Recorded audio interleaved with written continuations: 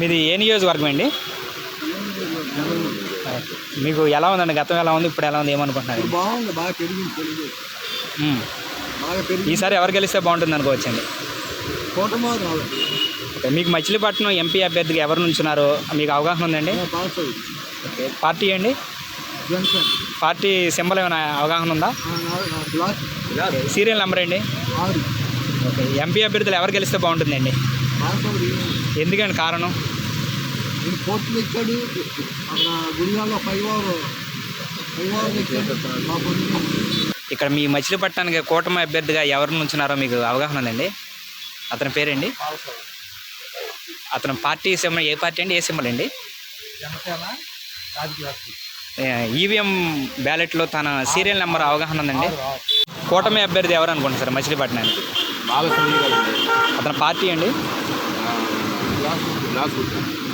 Simple sir. మీకు అదే మీకు ఈవీఎంలో బ్యాలెట్ బాక్స్లో ఒక సీరియల్ నెంబర్ ఉంటుంది, నెంబర్ అవగాహన ఉందండి? మొత్తంగా ఎలా ఉంది? గత ప్రభుత్వం ఎలా ఉంది, ఇప్పుడు ప్రభుత్వం ఎలా ఉందండి? గత ప్రభుత్వం మీద ఇప్పుడు ఈ చంద్రబాబు గారు వస్తేనే బాగుంటుంది. కూటమి ఎంపీ ఎవరు గెలిస్తే బాగుంటుంది అనుకుంటున్నారు మీరు? బాలశౌరి గారికి వెళ్తేనే బాగుంటుంది.